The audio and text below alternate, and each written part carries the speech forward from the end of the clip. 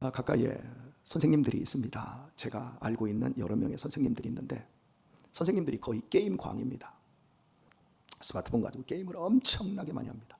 집에서도 아내들이 또 자식들에게 귀감이 되지 않아 자식들과 함께 게임을 합니다. 아버지가 게임에 푹 빠져 있으니까 자녀들에게 어떻게 게임을 못하게 말릴 수가 없습니다. 약점이 톡톡히 잡힌 겁니다. 그 자식 망치는 겁니다. 그러면 왜 이 선생님들이 빠질까요? 선생님들은 1년 가르칠 교과목이 정해져 있습니다. 그리고 제자가 바뀝니다. 1년이면 한 번씩. 그리고 내년에 똑같은 부분을 반복을 하게 되어집니다. 그러니 이 부분이 한 해 한 해 갈수록 이게 노하우가 쌓이니까 그렇게 어렵지를 않습니다. 그리고 공부는 학교에서 합니까? 학원에서 합니까? 학원에서 다 하고 오니까 선생님은 그냥 진도만 나가주면 끝나요. 이 선생님들이 가진 장점이 뭡니까? 시간이 많다라는 거고 삶이 안정적이라는 겁니다. 그리고 여름방학, 겨울방학 다 쉽니다. 이 시간이야말로 남들이 갖지 않은 선물입니다. 이 시간 속에서 자기를 발전시키고 더 많은 공부와 책을 읽으면 그 사람이 얼마나 부유해지고 엄청난 거인이 되겠습니까? 그런데 그렇게를 안 해요. 사람은 시간이 되고 돈이 있고 안정이 주어지면 쾌락과 욕망을 채우는 딴짓을 합니다. 그리고 자기도 망가지고 자신의 자식들도 망치게 되어집니다. 무서운 일이지요. 목사 역시 그럴 수 있습니다. 충분히 그럴 위험성이 있습니다. 그런데 여러분들이 이렇게 새벽에 제가 딴짓을 안 하고 하나님의 말씀을 잘 준비해서 할 수 있도록 저를 지켜주시는 그런 은혜를 제가 누리고 있어서 제가 너무 감사함을 드립니다. 오늘도 설교가 길어질 것 같은 이제 불길한 생각을 여러분들이 모두 가지시고 계시는데 오늘 3장을 결론을 내려고 사실은 준비를 해왔습니다만은 일단은 한번 해보도록 하겠습니다. 우리가 9절부터 읽었지만 12절까지 모두 주석과 주회와 그리고 설교를 통해서 적용까지 모두 마쳤습니다. 하나님께서 주변의 나라들을 동원하여 하나님의 백성의 그 중심부를 그 궁궐을 들여다보라고 합니다.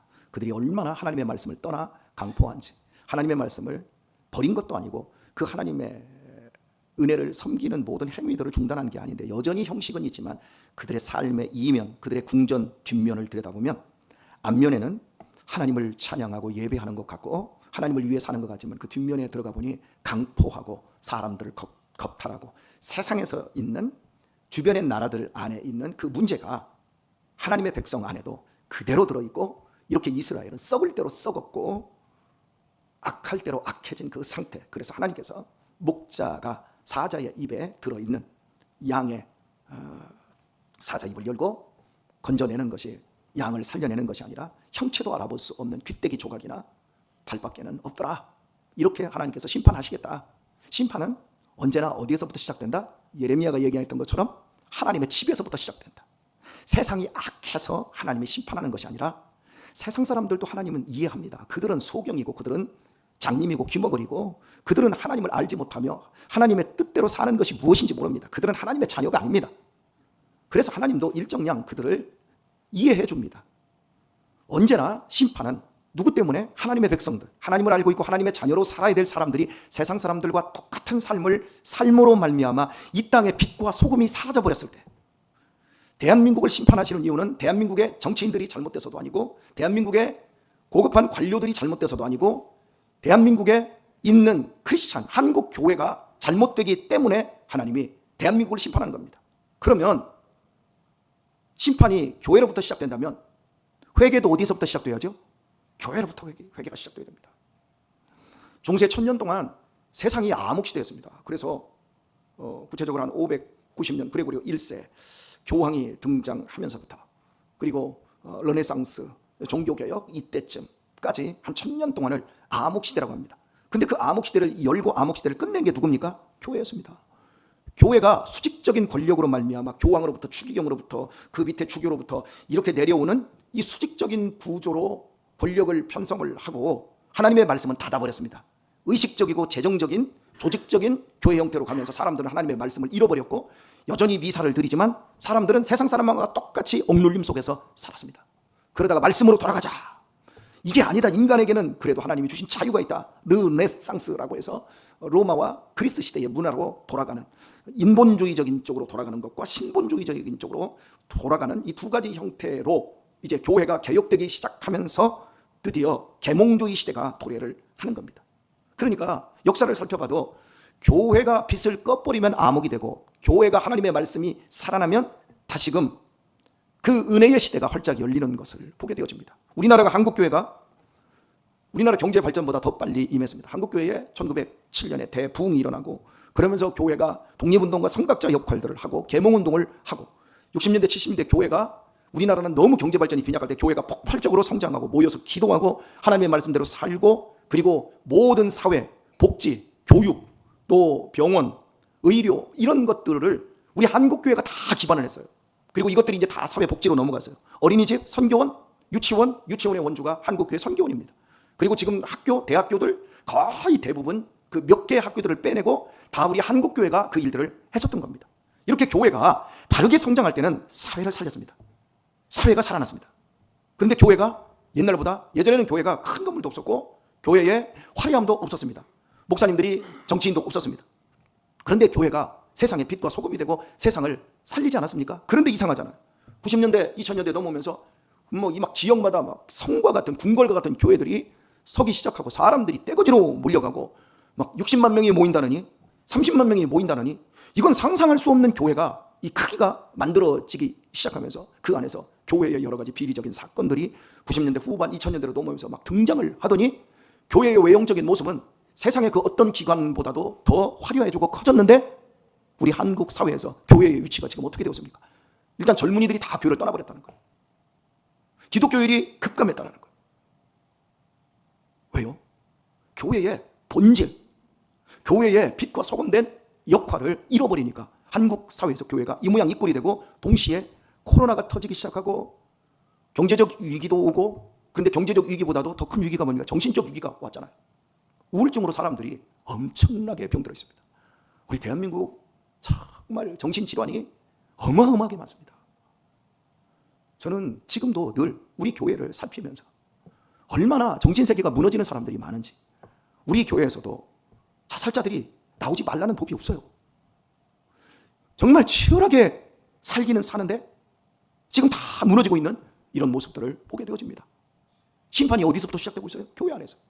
그러면 우리가 살기 위해서 무엇부터 해야 됩니까? 회개부터 해야 돼요. 우리가 회개해야 돼요. 세상을 향해서 욕하고 세상 잘못했다, 저 국회의원들 싹 쓸어다가 여의도 앞에 한강물에 갖다 던져야 된다, 이런 루머를 만들기 전에 저 세상은 우리에게 한국 사회에서 없어져야 될 첫 번째 조직이 교회라고 얘기합니다. 저는 세상의 지탄의 그 소리 속에서 하나님의 음성을 듣습니다. 그리고 그래, 우리가 잘해야지. 진정한 교회가 무엇인가를 우리가 찾아야지. 오늘 읽은 13절 말씀에 보면, 주 여호와 만군의 하나님이 가라사대 너희는 듣고 야곱의 족속에게 증거하라. 내가 이스라엘의 모든 죄를 보응하는 날에 베델의 단들을 벌하여 그 단의 뿔들을 꺾어 땅에 떨어뜨리고, 무시무시한 말씀을 합니다. 하나님의 백성들의 죄를, 모든 죄를 보응하겠다. 그거 심은 대로 내가 갚아버리겠다. 그러면서 베델의 단들을 벌한다라고 말합니다. 여러분, 베델의 그 뜻이 하나님의 집이라는 뜻이잖아요. 야곱이 도망을 치면서 형의 눈을 피해서 밧단 아람으로 도망을 치다가 광야의 사룻밤 잠을 잘 때 하나님께서 이상 중에 사닥다리가 하늘로부터 땅까지 길게 늘어져 있고 천사가 오르락내리락 하는 꿈을 꿉니다. 그리고 야곱이 일어나서 이곳이 하나님의 집이었군요. 하나님의 집은 우리 아버지 이삭이 있는 지금 가나안 땅에, 하나님이 거기 계신 줄 알았지만 하나님이 여기 나 지금 잠자고 있는 여기 광야 한가운데 늑대가 울고 있고 전갈이 우글거리고 있고 살모사가 있는 이곳에 하나님의 집이 있었군요. 이걸 깨닫고 거기에 단을 쌓습니다. 그리고 하나님, 나를 무사히 내 고향 땅으로 돌아오게 하신다면 내가 하나님께 10의 1조를 드리겠습니다. 이곳이 성지가 된 거예요. 그래서 북이스라엘 사람들은 이곳에 단을 쌓은 거예요. 그 단도 야곱이 쌓은 그 단뿐만 아니라 많은 단들을 쌓은 거예요. 그리고 그 단들에 와서 기도하고 예배하는데, 모두 자기의 욕망을 채우기 위해서 분명히 기도하는 모습은 하나님께 하지만 자기의 욕망을 관철시키기 위한 것과 전혀 다르지 않은 형태로 신앙이 변질되어 버린 거예요. 무당의 단들과 다르지 않은 모습으로 하나님께서 그곳을 다 무너뜨려 버리시겠다고 말씀합니다. 그리고 그 단들의 뿔을 꺾어버리겠답니다. 여러분, 성전의 제단에 그 단이 있고 그 단에 뿔이 있습니다. 네 귀퉁이에. 그 뿔은 하나님의 임재와 보호의 상징입니다. 어떤 사람이라도 그 단의 제단에 뿔을 잡으면 그 사람이 지은 죄로 인해 그 사람을 죽일 수가 없습니다. 아도니아가 솔로몬의 자리를, 왕의 자리를 찬탈하려고 했을 때 바로 이때 이 제단에 뿔을 잡지 않습니까? 그런데 하나님께서 이 뿔들을 꺾어버리시겠다. 내가 더 이상 너희들에게 이런 혜택과 은택을 주지 않겠다. 이거 내가 주었지만 내가 다시 걷어가겠다. 철수시켜버리겠다.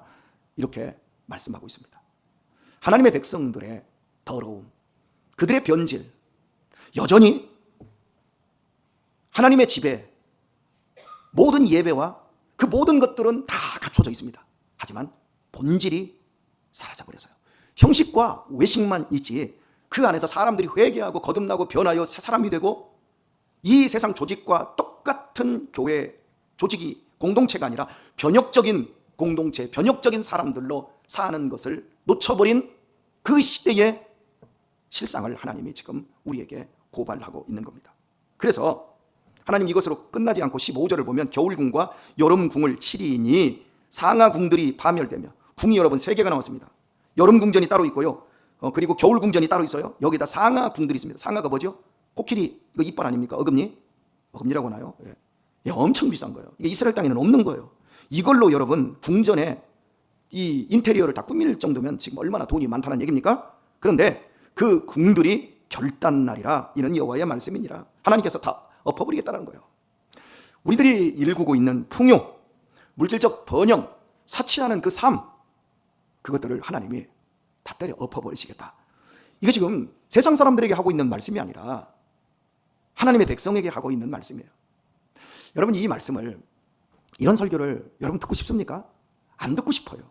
그런데 우리가 대선지서와 소선지서가 있는데 선지서의 모든 말씀들은 이방인들을 심판한다는 말은 극히 드물고 적고 대부분의 양이 하나님의 백성들을 하나님이 심판하시겠다라는 거예요.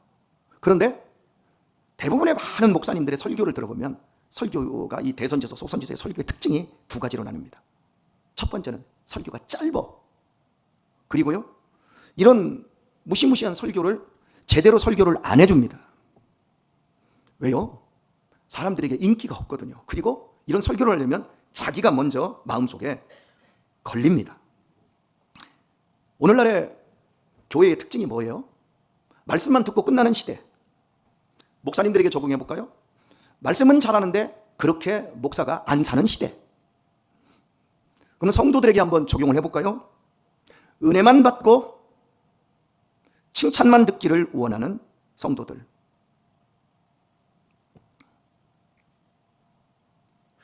회개 없는 위로, 그리고 죄가 없는 영광. 십자가가 없는 거죠.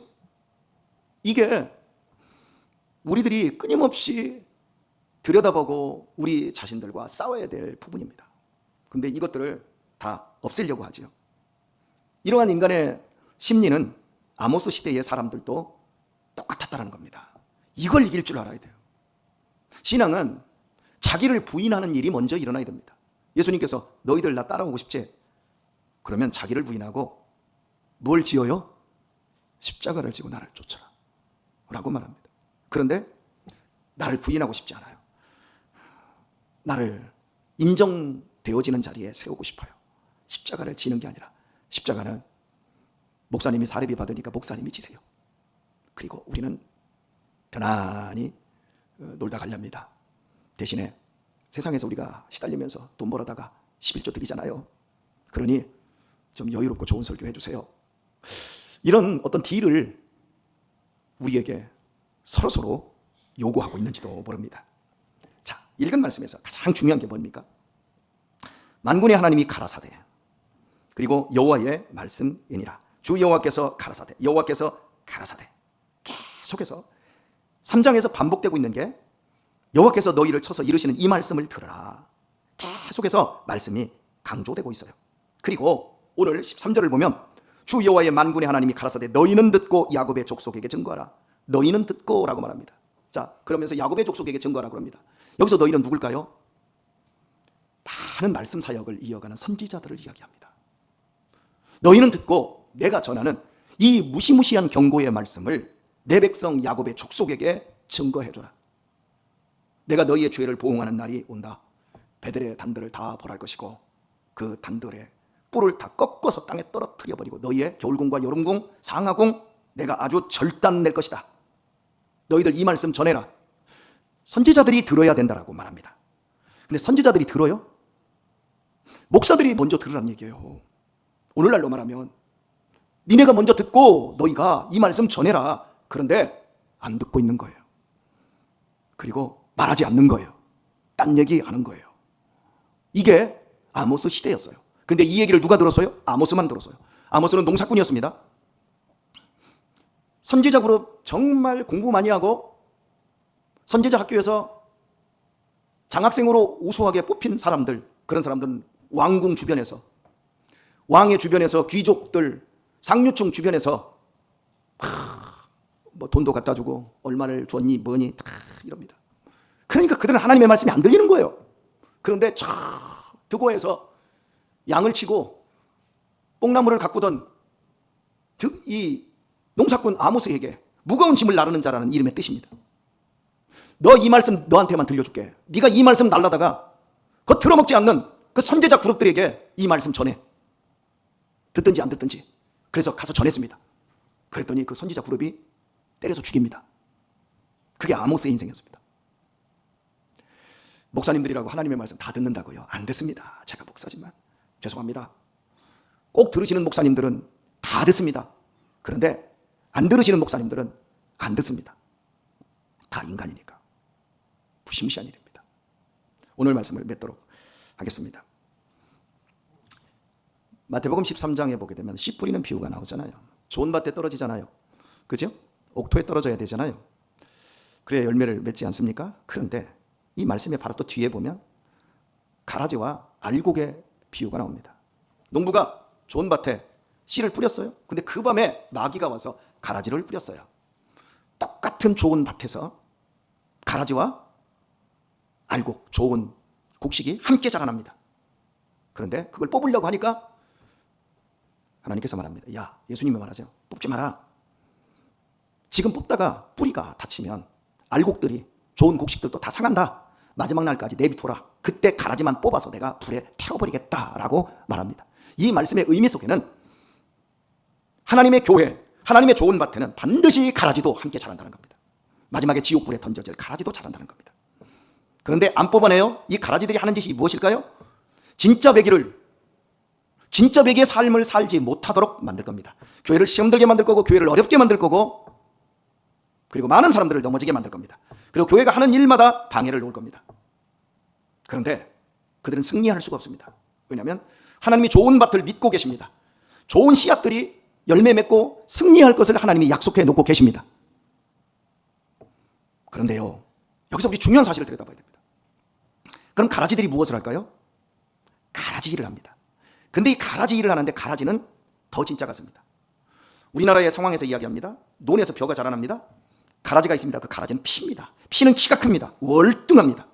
이삭이 펴이고 나중에 알곡으로 연결기까지 키가 제일 큽니다. 교회에서 제일 우뚝 설지 모릅니다. 저 사람이라고 하면 진짜 배기. 저렇게 커? 많은 열매를 맺을 거야?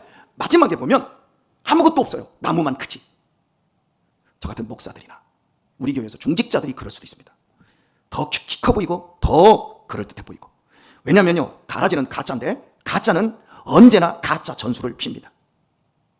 6.25 전쟁 때 인천 상륙작전 할 때 메가더 쪽에서 거짓 정보를 흘립니다. 우리가 상륙작전을 할 것이다. 상륙작전 할 장소를 3군데를 흘립니다. 군산, 저 북쪽에, 동쪽에 원산, 인천. 가짜 전술을 핍니다. 전쟁을 잘하는 사람들은 적을 속입니다. 속여서 진짜를 죽이고 진짜를 넘어뜨리기 위해서 가짜 작전을 펴니다. 가라지들이 잘하는 게 바로 그겁니다. 자기는 아무것도 안 합니다. 그러면서 진짜를 죽이려고 합니다. 진짜를 죽이는데 진짜를 죽이는 것처럼 죽이지 않습니다. 신천지가 돌아와서, 교회에 돌아와서 진짜같이 행동을 합니다. 그러면서 결국 누구를 죽이지요? 그 교회에서 초신자들 온 사람들, 비리비리한 사람들을 시험 들게 합니까? 절대 그렇지 않습니다. 누구를 넘어뜨리려고 하죠? 말씀을 가져. 말씀을, 진짜 백의 말씀을 전하는 사람들을 죽이려고 합니다. 아주 간교합니다. 여러분, 분별하십시오. 정말 이 시대에 우리가 어떻게 살아가고 우리 교회를 어떤 공동체로 세워갈까를 여러분 기억하셔야 합니다. 가라지가 함께 섞여 있습니다. 딱 드러내고 저 사람 가라지야? 그 사람이 진짜일 수 있습니다. 우리 목사님은 진짜야? 아니요, 제가 가라지일 수 있습니다. 하는 짓을 보십시오. 나중에 어떤 열매를 맺나 보십시오. 열매는 마지막에 가서 맺는 겁니다. 화려하게 믿음 생활 다 하던 사람이 중간에 다 사라집니다.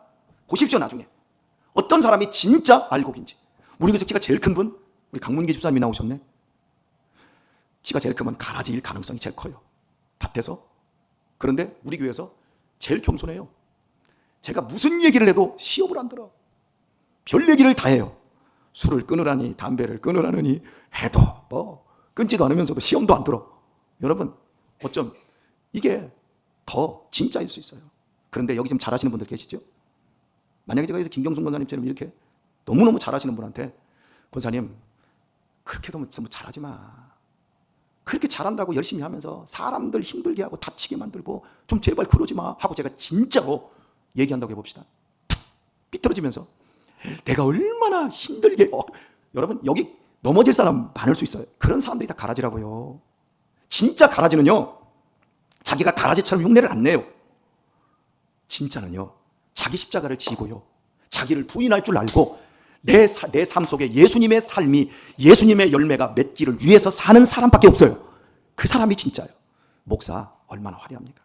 제가 말씀만 전하고 행동 똑바로 살지 않으면 제가 가라집니다. 제가 가라지면 여러분들 큰일 나는 겁니다. 오늘 우리 자신들을 들여다보세요. 오늘도 설교가 겁나게 길었어요. 제일 길었어요, 이번 주에. 왜요? 여러분 책임이에요. 여러분들이 잘 들어주셔서 감사합니다. 알곡들로 마지막까지 승리할 수 있길, 좋은 열매 맺어 여러분의 현재의 아픔과 고통의 세월과 눈물을 반드시 위로받는 그런 자리에 서게 되길 우리 주 예수님의 이름으로 축원드립니다.